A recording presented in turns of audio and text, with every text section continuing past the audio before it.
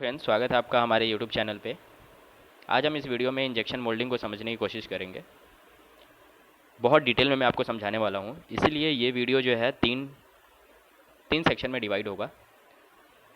पहले इस वीडियो में हम इंजेक्शन यूनिट देखेंगे। इंजेक्शन यूनिट ये इतना है, इंजेक्शन यूनिट, ठीक।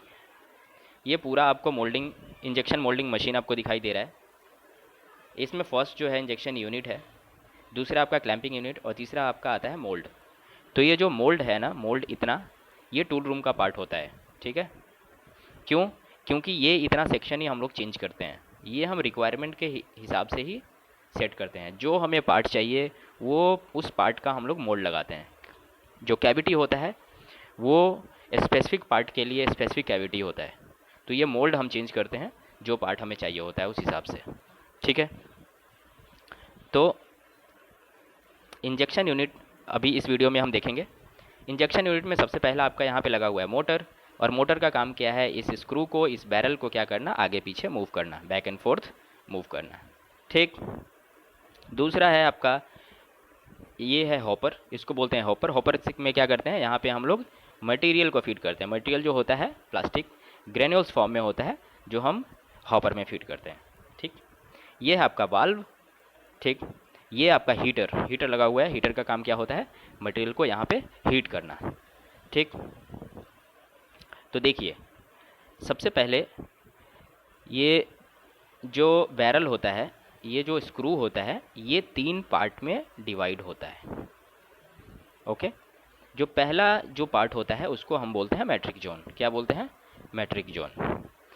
ये जो लास्ट वाला जो पार्ट होता है ये होता है आपका feed zone, right, feed zone.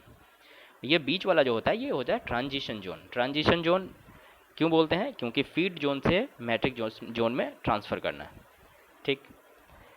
तो ये जो बैरल होता है उसका काम क्या होता है? ये एक सिलेंडर होता है। इसका डेफिनेशन अपन लोग कैसे बोल सकते हैं कि ये एक सिलेंडर होता है जिसका काम होता है मटेरियल को फीड जोन से मैट्रिक जोन में ट्रांसफ़र करना है, राइट। बस इतना समझ लग गया। अब आगे देखते हैं। ये है वाल्व। क्या है? वाल्व। इस वाल्व को क्या बोलते हैं? इस वाल्व को हम लोग बोलते हैं NRV। NRV क्या है? Non return valve. अब नॉन रिटर्न वाल्व क्या है? यहाँ पे क्या है? मटेरियल है जो मेल्टिंग स्टेट में है, ठीक है। यहाँ से इंजेक्ट होके अभी कैविटी में जाएगा, ठीक है। तो यहाँ पे क्या हो जाएगा? पार्ट बन जाएगा। तो ये जो मोल्टन मटेरियल है ये वापस वापस क्या हो जाए? ये इधर स्क्रू में ना आ जाए, वापस मटेरियल ना आ जाए, इसीलिए हम लोग क्या करते हैं? इस वाल्व को क्लोज कर देते हैं। जब मटेरियल यहाँ पे पहुँच जाता है, अभी इंजेक्ट करना होगा जब हमें, तो ये जो वाल्व होता है ये क्या हो जाता है? क्लोज हो जाता है, ठीक। सो दैट कि कोई भी यहाँ पे लिक्विड मटेरियल जो है ये वापस ना आ जाए। इतना समझ लग गया। दूसरा, ये जो स्क्रू होता है, ये स्क्रू ये रोटेट करता है आपका एंटी क्लॉकवाइज। कोई भी पूछ देगा कि इस स्क्रू का रोटेशन क्लॉकवाइज होता है एंटी क्लॉकवाइज होता है, तो क्या होता है? एंटी क्लॉकवाइज होता है, ठीक। अब ये आप देख रहे हैं हीटर लगा हुआ है। क्या लगा हुआ है? तीन ऊपर हीटर, तीन नीचे हीटर। अब इस हीटर का काम क्या है? ये जो मटेरियल हमने यहाँ पे फीड किया है, ये हॉपर के द्वारा जो मटेरियल अंदर स्क्रू में आया है, ये यहाँ पे हीट होता है। हीट होके यहाँ पे क्या है? स्टेट में आपको अभी हॉपर समझाऊंगा बहुत डिटेल में, तो आपको बताऊंगा। यहाँ पे मटेरियल जो मोल्टन स्टेट में होता है वो क्या होता है? उसको हीट करते हैं, यहाँ पे हीट करते हैं हम, ठीक। तो ये जो हीटर होता है ये पहले जो होता था कार्ट्रिज हीटर लगा रहता था, ठीक है। तो उसको क्लीन करना निकालना बहुत मुश्किल होता था। तो अब कौन सा हीटर लगा हुआ है? अब जो हम लोग यूज़ करते हैं वो होता है बैंड हीटर। बैंड हीटर कैसा होता है? बैंड जो हम लोग हाथ में पहनते हैं ना, कड़ा कड़े टाइप का होता है, जो कि यहाँ पे लगा होता है। इसको हम लोग बहुत इजीली पिन से खोल लेते हैं और इसको क्लीन कर सकते हैं, ठीक है। इतनी चीज़ें समझ लग गई। अब देखते हैं नेक्स्ट। अब हम देखेंगे हॉपर। ये जो हॉपर है इसको हम समझने की कोशिश करते हैं। हॉपर कैसा होता है? देखिए, ये एक टैंक है, ठीक है। इस टैंक से क्या लगा हुआ है? यहाँ पे पाइप लगा हुआ है जो कि यहाँ हीटर में जाता है। हीटर में पाइप लगा हुआ है जो कि यहाँ ब्लोअर में जाता है। अब ब्लोअर क्या करता है? यहाँ से एटमॉस्फेरिक एयर को सक करता है। एटमॉस्फेरिक एयर कैसा हो रहेगा, रूम टेम्परेचर पे रहेगा। अब इस रूम टेम्परेचर के एयर को यहाँ पे हीटर में फ्लो करता है ब्लोअर, ठीक। अब इस हीटर में क्या होगा, हीटर में एयर जो है वो हीट होता है, ठीक। अब हीटर में एयर हीट होने के बाद ये कहाँ जाता है, हॉपर में। हॉपर में क्या है, हमने क्या किया हुआ है, यहाँ पे मटेरियल को फीड किया हुआ है, जो भी हमें ग्रेनुअल्स फॉर्म में मटेरियल चाहिए, रिक्वायर्ड है, पीवीसी पीसी जो भी है प्लास्टिक मटेरियल, उसको हमने इधर फिल किया हुआ है। अब इसमें एयर, ये हॉट एयर फ्लो होता है, तो इसको हम लोग क्या बोल देते हैं, प्री ड्रायर। इसको हम लोग बोल देते हैं प्री ड्रायर, ड्रायर या डीह्यूमिडिफायर। डीह्यूमिडिफायर क्यों बोलते हैं, क्योंकि ह्यूमिडिटी को क्या करता है, हटाता है, ठीक। तो ह्यूमिडिटी को हटाने के लिए हम लोग क्या करते हैं, यहाँ पे डीह्यूमिडिफायर लगाते हैं, और ये जो हीटर है ये इसको हीट करता है और डीह्यूमिडिफाई करता है। डीह्यूमिडिफाई क्यों करते हैं, क्योंकि सिल्वर मार्क, हमारा जो मोल्डेड पार्ट होता है ना, उस पर सिल्वर मार्क आ जाता है। इस सिल्वर मार्क को हटाने के लिए हम लोग क्या करते हैं, डीह्यूमिडिफाई करते हैं, ठीक है। लेकिन अभी रिसेंटली क्या है हमारे प्लांट में क्या है, ये जो पुराने ज़माने का जो मैंने आपको डीह्यूमिडिफायर समझाया वैसा नहीं लगा हुआ है। अभी कैसा लगा हुआ है, यहाँ पे एक टैंक है जिसमें मटेरियल फीड करते हैं। यहाँ से 2 पाइप लगा हुआ है। एक पाइप जो है आपका जाता है सिनमैक्स, इसको बोलते हैं सिनमैक्स। तो ये जो पाइप है ये क्या है आपका, ये क्रिएट करता है वैक्यूम, ठीक है। ये क्या क्रिएट करता है, वैक्यूम। और ये क्या करता है, मटेरियल को फीड करता है, ठीक। यहाँ से मटेरियल सक करेगा, इधर आएगा, ठीक। यहाँ सिनमैक्स में आएगा। सिनमैक्स में क्या करते हैं, इधर से हॉट एयर ब्लो करते हैं सिनमैक्स के अंदर। यहाँ हॉट एयर ब्लो करते हैं सिनमैक्स के अंदर, और यहाँ पे क्या होता है, ग्रेनुल्स होता है जो इधर से मटेरियल फीड हुआ रहता है। अब इसको यहाँ पे हीट करते हैं, और हीट करने के बाद यहाँ से आपका जाता है कहाँ, हॉपर में, और हॉपर से कहाँ जाता है आपका, इधर बैरल में, ठीक। तो ये अभी नया है। क्यों ऐसा, ये सिस्टम जो है ये न्यू सिस्टम है। इससे क्या होता है कि 100% डिह्यूमिडिफाई कर देते हैं हम लोग। 100% हम लोग क्या कर देते हैं, डिह्यूमिडिफाई कर देते हैं, ह्यूमिडिटी को रिमूव कर देते हैं, ठीक। थोड़ा और आगे समझें, इतना समझ लग गया, हीटर का काम समझ लग गया आपको, हॉपर का काम समझ लग गया, स्क्रू समझ लग गया। अब क्या होता है कि ये जो हॉपर का जो थ्रोट है, ठीक है। अब यहाँ पे क्या करते हैं हम लोग, वाटर फ्लो कराते हैं।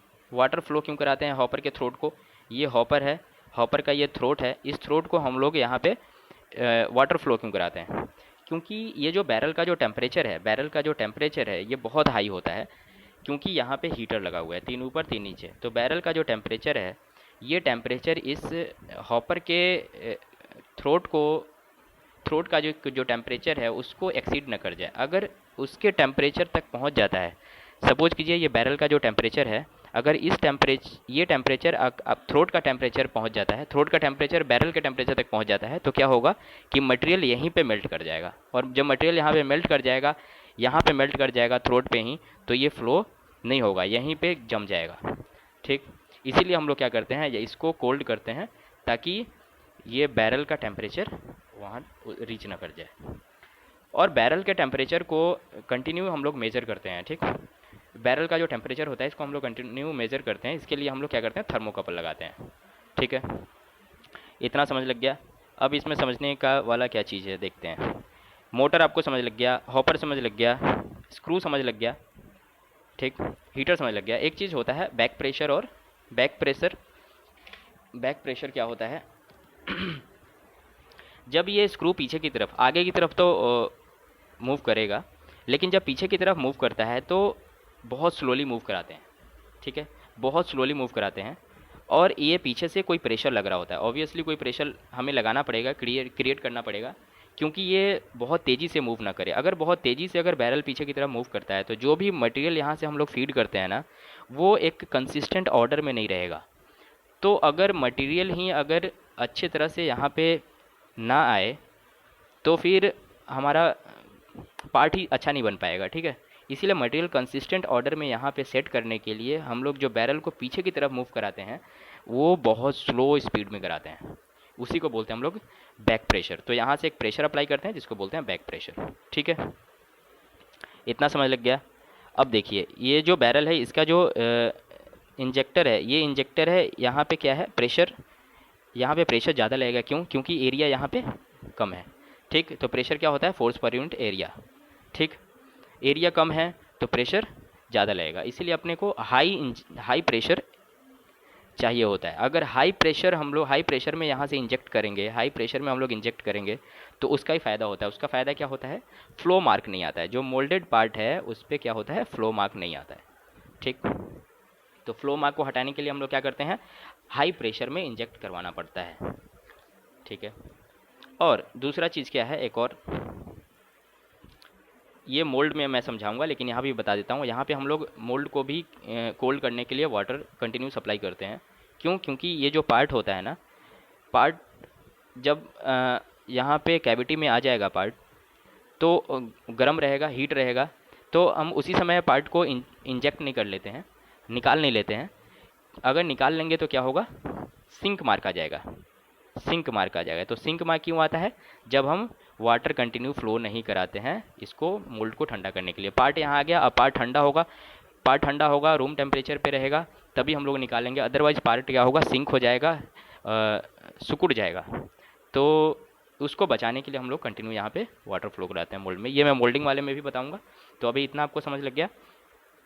एक बार और देख लेते हैं, बैक फ्लो सिलेंडर क्या होता है। ये बैक फ्लो सिलेंडर समझ लग गया। यहाँ से क्या होता है? प्रेशर लगता है। ठीक है, तो यहाँ पे वाल्व लगा हुआ है, ये इसको पीछे जाने से रोक देता है। ठीक, तो अगर आपको इतना समझ लग गया तो चलिए मिलते हैं नेक्स्ट वीडियो में। तब तक के लिए धन्यवाद।